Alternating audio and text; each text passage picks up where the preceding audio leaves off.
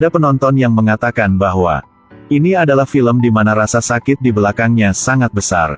Film ini berdurasi total 86 menit. Tapi bisa buat orang nangis 2 hari. Beberapa orang bahkan menangis sampai menghabiskan 2 kotak tisu. Bahkan menangis sampai mati lemas, pingsan juga ada. Tapi bahkan gimana? Komentar yang diberikan orang untuk film ini selalu, ini adalah cinta, dengan penampilan yang paling indah. Ini adalah film dari Korea yang paling membuat penonton menangis paling banyak. Sayang, tolong jangan menyeberangi sungai. Kakek Jo Byung-man berusia 98 tahun pada tahun ini. Orang tua itu kehilangan ibunya di usia muda, sejak usia muda dia sangat menderita. Sampai kakek berusia 23 tahun, dia bertemu dengan nenek Kang Gyeol. Ini adalah malaikat hidup dia. Saat itu, sang nenek baru berusia 14 tahun. Seorang gadis muda yang tidak mengerti hidup sama sekali, tidak tahu apa itu suami istri juga. Karena itu, kakek itu tidak pernah menyentuh nenek. Sampai nenek berumur 17-18 tahun. Nenek berinisiatif untuk memeluknya. Hubungan pasangan ini baru saja dikonfirmasi secara resmi. Nenek sudah berusia 89 tahun sekarang. Keduanya telah berpegangan tangan selama 75 tahun. Tapi cinta kakek untuk neneknya, berapa tahun masih seperti satu hari. Berapapun usianya, mereka tetap harus memakai baju kekasih bersama-sama. Berjalan keluar akan selalu saling berpegangan tangan. Kakek itu berkata bahwa sejak dia bersama neneknya, kakek tidak lagi merasa kesepian. Angin musim gugur yang lembut. Taman ini penuh dengan daun kuning yang jatuh. Nenek terlihat seperti gadis kecil. Dia baru saja menyapu halaman beberapa kali, dan dia mulai memanja. Mengeluh bahwa mata terlalu sakit. Lelah sekali. Orang tua itu masih menunjukkan cintanya selamanya. Istirahatlah, biarkan aku menyapu aja. Sangat sulit untuk menyapu semua daun kuning di satu tempat. Tapi kenakalan kakek muncul kembali. Kakek itu mengambil seikat daun kering dan melemparkannya ke nenek. Ini membuat nenek itu sangat marah, dia segera balas dendam. Keduanya hampir 200 tahun. Tapi mereka masih terlihat seperti anak-anak bermain bersama. Pada akhirnya, nenek itu benar-benar marah. Orang tua itu bergegas untuk memetik beberapa bunga di pinggir jalan. Bawa ke nenek untuk menghiburnya. Keduanya saling membantu meletakkan bunga di kepalanya. Aku terlihat lebih cantik ya? Tentu saja. Kalau begitu biarkan aku membantumu meletakkan bunga di kedua sisi. Aduh, terlihat sangat cantik ya. Wah, itu sangat indah, sangat cantik. Pada akhirnya, mereka berdua berdamai satu sama lain. Pada malam, nenek takut gelap dan tidak berani ke kamar kecil sendirian. Kakek meraih tangan nenek dan berjalan pergi. Kakek membawa nenek itu ke pintu depan toilet. Kakek khawatir nenek masih takut. Harus berdiri tepat di luar pintu dan bernyanyi tinggi. Gunakan suaranya untuk menghilangkan hawa dingin. Dan di wajah nenek, dia juga menunjukkan kasih sayang dan rasa malu seperti seorang wanita muda berusia 20-an. Hari kemudian, bersama-sama mereka naik gunung untuk memotong kayu bakar. Kakek sudah tua. Setelah memotong beberapa cabang, dia harus duduk dan beristirahat. Setiap kali seperti itu, nenek akan datang dan duduk di sebelah kakek. Mengobrol dengan kakek untuk menghibur. Saat mereka turun gunung, kakek itu membawa seikat kayu bakar di pundaknya dan berjalan dengan susah payah. Orang tua itu berkata bahwa dia harus hidup sampai 100 tahun, sampai saat itu. Dia masih ingin makan nasi yang dimasak oleh nenek. Nenek tersenyum dan memarahi dengan penuh cinta, berkata bahwa jangan bermimpi ya. Aku tidak punya waktu luang untuk melayani kamu. Katakan begitu saja. Tapi setiap kali nenek melihat kakek makan, semua wajah terlihat puas. Kakek itu juga tidak pernah mengatakan bahwa nasi yang dimasak neneknya sulit untuk dimakan. Saya sangat percaya bahwa meskipun sulit untuk makan, maka kakek juga akan memakan semuanya, tidak meninggalkan apapun. Dalam sekejap mata, musim dingin sudah datang. Salju putih menutupi seluruh gunung. Kakek dan nenek bangun sangat pagi. Dua orang mengenakan pakaian kekasih yang serasi untuk menyekop salju di taman. Orang dahulu mengatakan bahwa jika Anda makan salju pertama musim ini, Anda dapat menjaga mata dan telinga Anda tetap tajam. Keduanya dengan senang hati saling memberi kepingan salju pertama musim ini. Dalam hatinya, mereka berharap orang lain bisa tinggal di sisinya sedikit lebih lama. Sedikit lebih lama. Beberapa saat kemudian, kedua mereka memulai pertarungan bola salju. Keduanya mengandalkan penampilan satu sama lain untuk membuat dua manusia salju jelek di tanah. Tahun baru telah tiba. Semua generasi belakang kembali dari kota untuk mendoakan mereka berdua. Seluruh keluarga dari tua sampai muda, terlihat sangat senang. Masak satu meja penuh dengan makanan. Sulit untuk memiliki banyak orang seperti ini sepanjang tahun. Mereka berdua benar-benar bahagia. Alangkah baiknya jika hari-hari berikutnya bisa terus begitu mengasyikkan. Ketika Anda dilahirkan, kena penyakit dan kematian datang. Selalu cepat dan diam. Setelah musim dingin berlalu, kakek mengalami penyakit parah.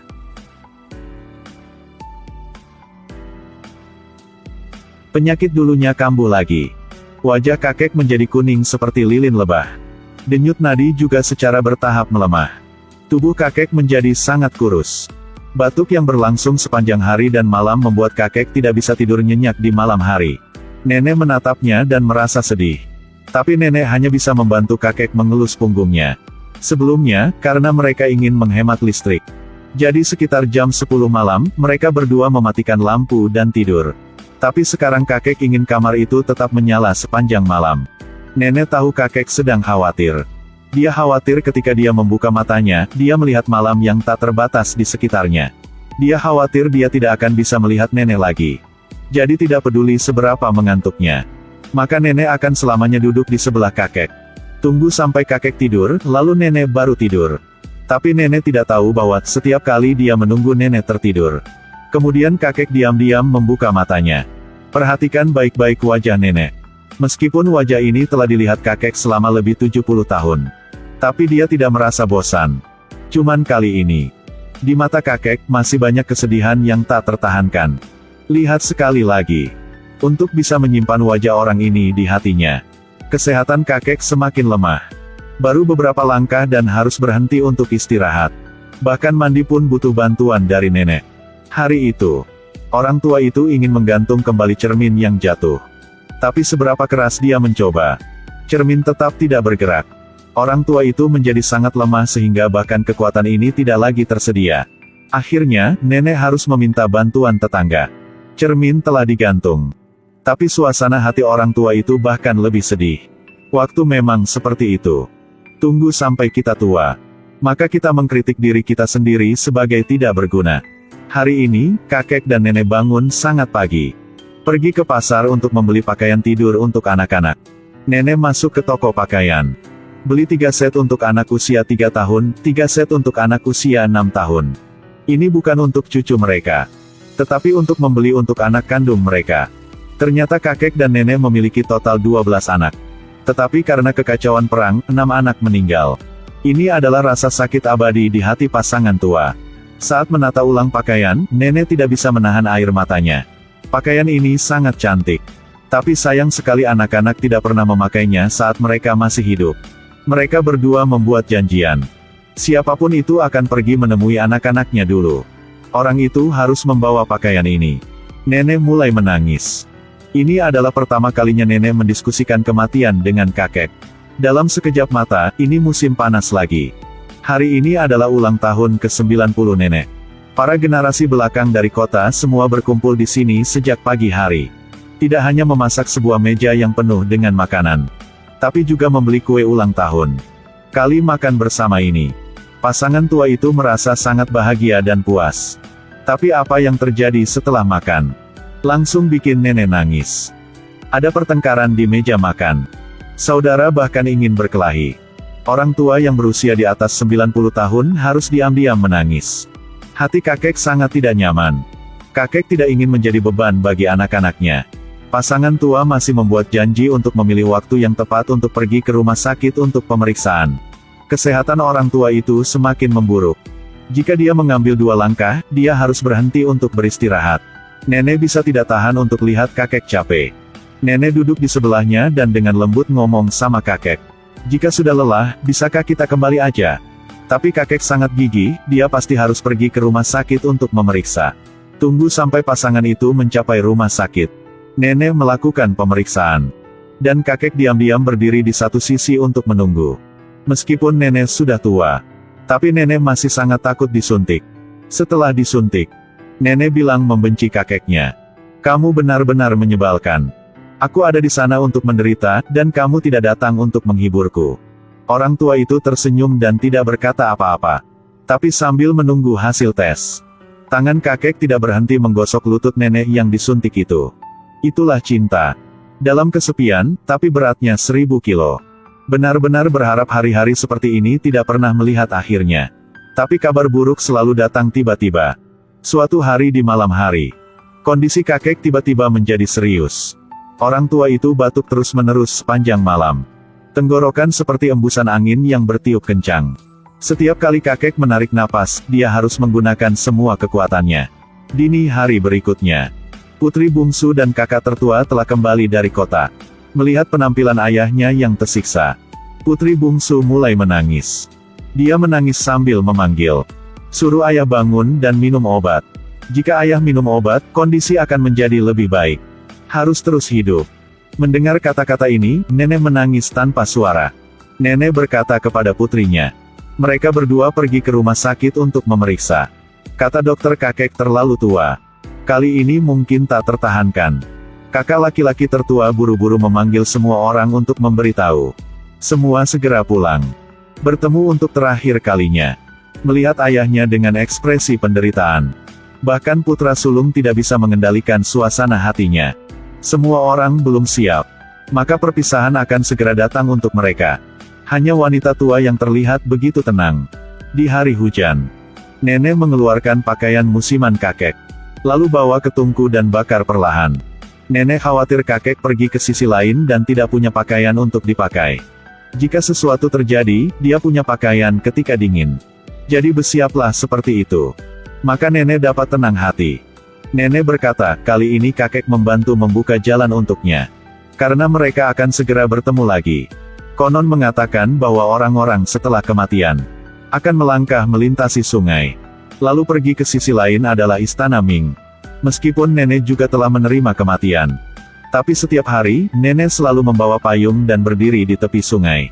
Menuju sungai di kejauhan, terus-menerus memanggil. Sayang, tolong jangan menyeberangi sungai itu. Apalagi saat nenek melihat pasangan hidupnya tersiksa oleh penyakit sampai kurus dan pucat. Nenek tidak bisa mencoba untuk menjadi kuat lagi. Nenek diam-diam menyeka air matanya. Beberapa hari kemudian, kakek tidak bisa memasukkan makanan ke dalam tubuhnya lagi. Harus dimasuk ke rumah sakit. Dokter memberikan informasi terakhir. Tinggal 3 bulan lagi saja. Nenek telah kembali ke rumah. Mengambil pakaian orang tua itu. Mengeluarkan pakaian yang dipakai ketika seseorang di rumah meninggal. Lihat pakaian yang mengering setelah dicuci. Nenek duduk di sana untuk waktu yang lama tanpa gerak. Setelah itu, nenek pindah ke rumah sakit untuk tinggal bersama kakek. Dalam 3 bulan terakhir ini, nenek akan selalu di sisinya. Ada kalanya nenek akan berpikir, alangkah baiknya jika kakek bisa membawa neneknya bersama. Mereka bisa berpegangan tangan dan berjalan bersama. Dalam perjalanan, mereka juga dapat memiliki pendamping. Mereka bisa melihat bunga dan pohon bersama-sama. Lalu, kursi kecil ditempatkan di taman. Selamanya tidak melihat sosok yang akrab itu lagi. Pada akhirnya, kakek masih tidak bisa melewati musim dingin ini. Pada hari penuh dengan salju, nenek selangkah demi selangkah mendaki gunung. Bersiaplah untuk melihat orang tua itu pergi di perjalanan terakhir. Di dalam pemandangan putih dengan salju. Waktu seperti kembali ke masa 76 tahun yang lalu. Pada saat itu, juga di salju, kakek menikahi nenek itu untuk menjadi istrinya. Sekarang, nenek mengirim kakek pergi di salju putih. Di antara 2 musim bersalju ini, adalah cinta satu sama lain selama 76 tahun. Pada hari pemakaman kakek, nenek berdiri di atas salju. Dan membakar pakaian anak-anak mereka satu persatu. Karena kakek akan bertemu dengan anak-anaknya di sana. Maka dia perlu mengenakan mantel pada masing-masing dari mereka. Nenek menangis sambil mengucapkan selamat tinggal terakhirnya kepada kakek. Bahkan jika aku tidak di sisimu, kamu masih harus hidup dengan baik. Kamu harus mencuci muka dengan bersih ya. Kamu harus hidup dengan nyaman. Nenek juga membangun manusia salju di kuburan kakek. Dengan begitu, lelaki tua yang sendirian di sini tidak akan lagi merasa kesepian. Nenek memperingatkan kakek bahwa, jika kamu merindukanku, kamu harus bersabar. Juga bersorak untuknya. Katakan dia merindukannya. Dia juga akan bersabar. Wanita tua yang menahan air matanya berkata dia harus pulang. Tapi hanya berbalik. Dia merasa seperti dia tidak ingin pergi. Nenek tidak bisa menahannya lagi. Duduk di tanah bersalju dan menangis. Ketika dia remaja, dia menjadi suami istri bersamanya. Ketika mereka tua, mereka bersama untuk berteman dengannya. Ini adalah film dokumenter yang layak ditonton untuk semua orang. Betul. Semoga tahun-tahun dapat dilihat kembali. Gunakan cinta yang dalam untuk mencintai sampai Anda memutihkan rambutnya. Setiap orang harus menyeberangi sungai itu. Hargai orang di samping kita. Dan hiduplah dengan baik untuk saat ini.